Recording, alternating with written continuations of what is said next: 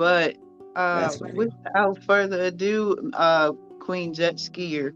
That's on my bucket list. I haven't done that yet. I parasailed but never jet skied. But uh, I'm excited to hear this masterpiece you have composed for us, Tom. What direction did you decide to take us in when it comes to spirituality, the inner work?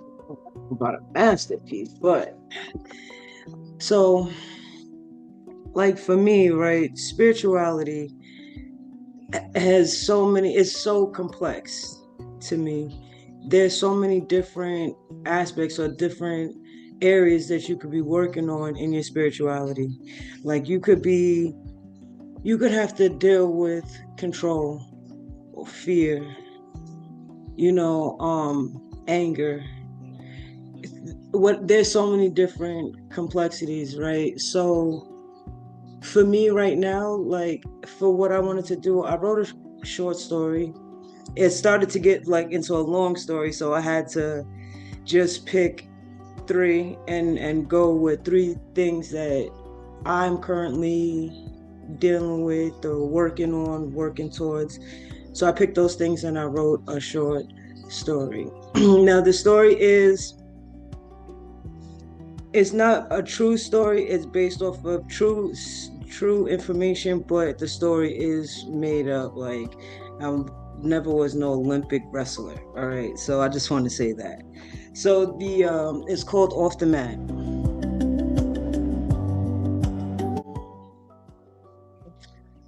So how did a girl who was headed for Olympic wrestling end up a holistic wellness coach speaking on world stages? That was the question. I could have given a polished answer. Sometimes life redirects you to your true purpose. But it wasn't that simple. It's never that simple. So I exhaled, smiled, and said, I had to lose everything I identified myself with, let go of control I never really had, and started to lean into that little voice I never paid attention to. I started to shed into somebody I really respected. I started telling the interviewer as I started to remember. I was 17 when I got the diagnosis. Wrestling was everything, my body, my security, my power. I wasn't just winning, I wasn't simply a future champion. I was the future face of the sport. Tournaments, state titles, college scouts. My coach would always remind me how I commanded the mat. But no one saw what was going on between practices, how the silence of my pains made me hoarse and my body ached worse.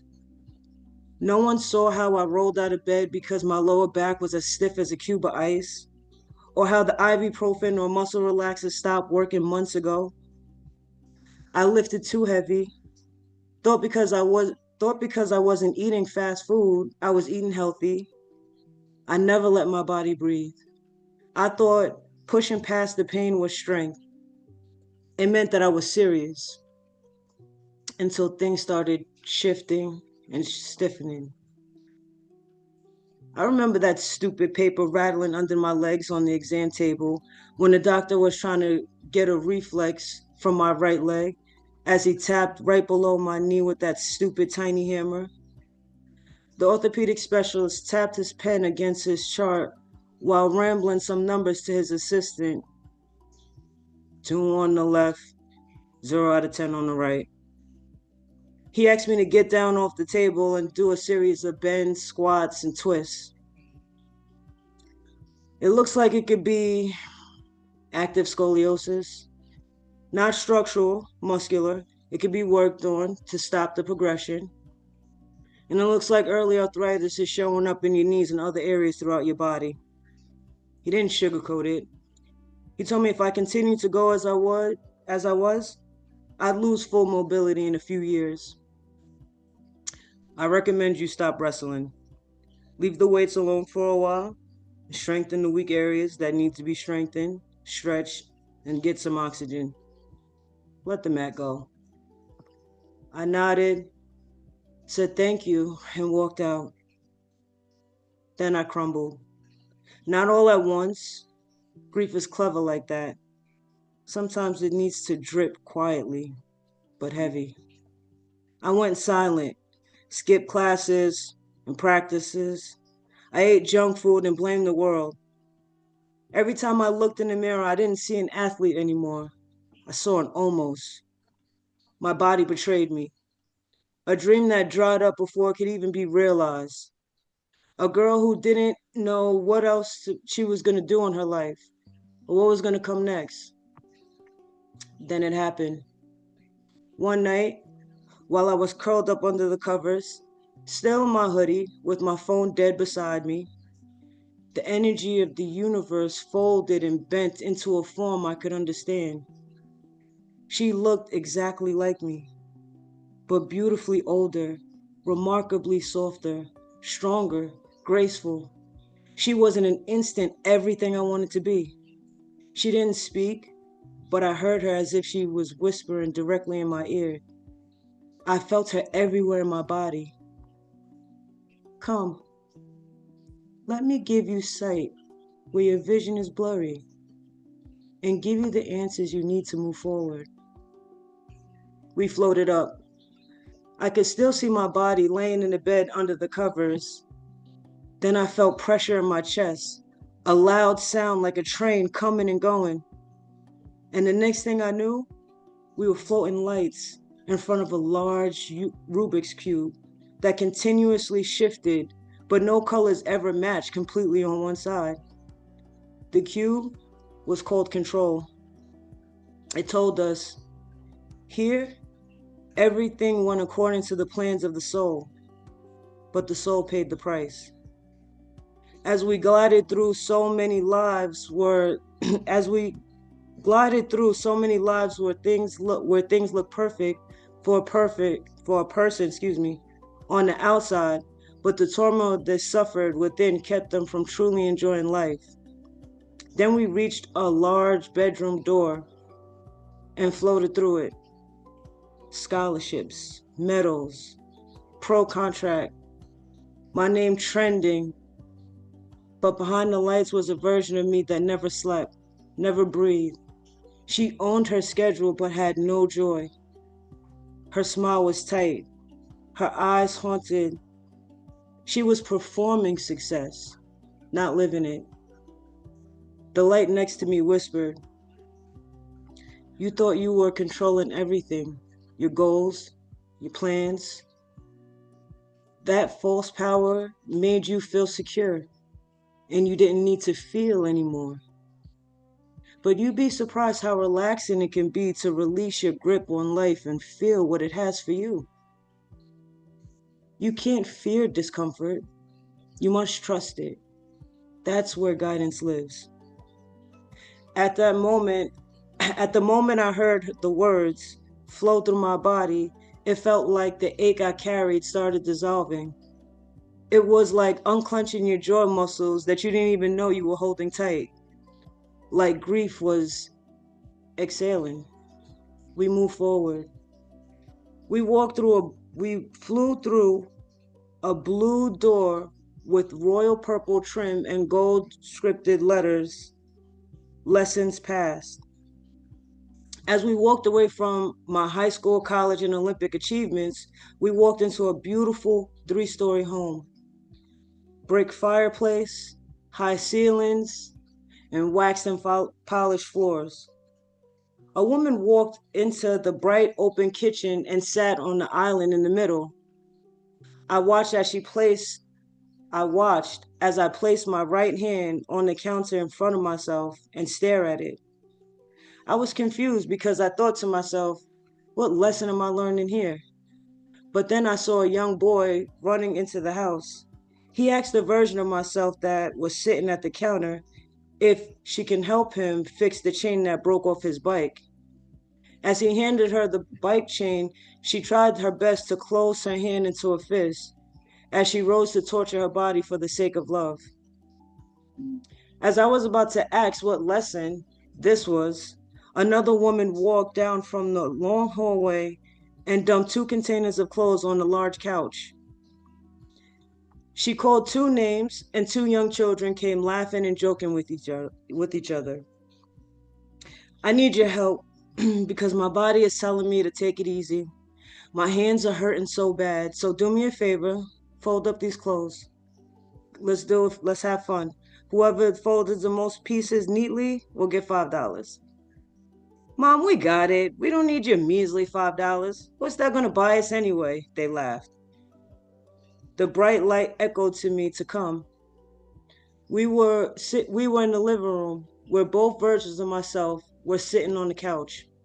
The woman on the left, who had 1 kid, had tears streaming down her face as she shifted control uncomfortably where she sat. I could see through her flesh to her energy field. It was getting weaker and weaker. The woman on the right, however, sat massaging her palms. She looked straight ahead and got up. She started doing some light stretches, and I could see her energy. It was steady, but it looked like it was trying to repair itself, like blowing air into a crushed water bottle. The light spoke through vibration again and told me how the lady will get much worse before she's forced into a hospital.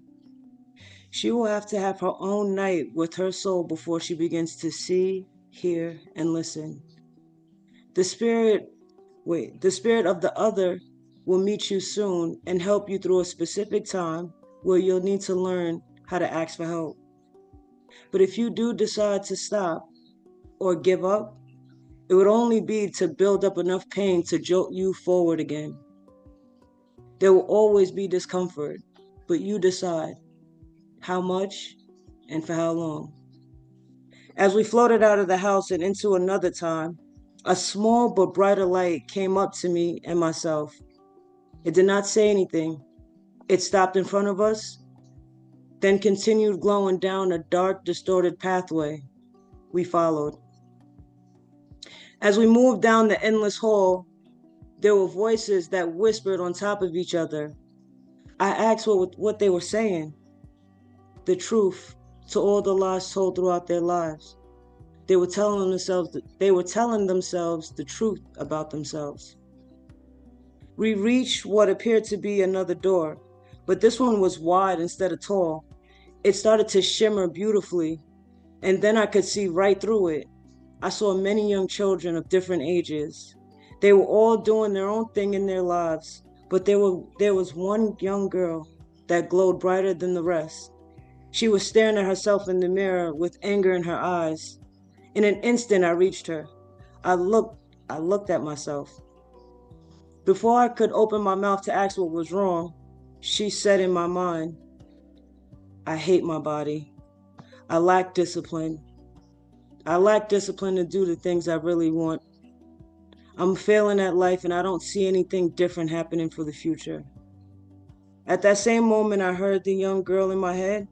I felt the pains and hurts from the things that I was told as a child from my foster mother and teachers. You ugly black bitch. That's why nobody wanted you. She needs to be on medication. She needs help. I looked at her and saw myself, not the strong version, the raw one, the girl who needed kindness, not coaching. I didn't try to fix her. I just listened to her. As she told me her ideas, what she likes, dislikes, I gave her my perspective on some things from my life experiences. And as we continued on, her energy got brighter, stronger. She turned and wrapped her arms around me. I hugged her with all the love inside of me. And then her energy flowed into mine and we became one. A calm washed over me. I turned and was surprised by all the children staring at me, waiting for permission to be listened to. As I listened, I smiled and thought, this is what I'm here for. Not to win, to help others return to their bodies, to remember their worth, to heal. Then I remember grabbing one of the pillows from behind me and putting it between my legs as I realized I was in my bed again. I opened my eyes and knew I would never wrestle again. But for the first time in months, I didn't feel like something was taken from me. Something was given. And as I sit and I turn to the interviewer, I finish telling her the night that changed my life. That's it. That should not be it. That should be a screenplay.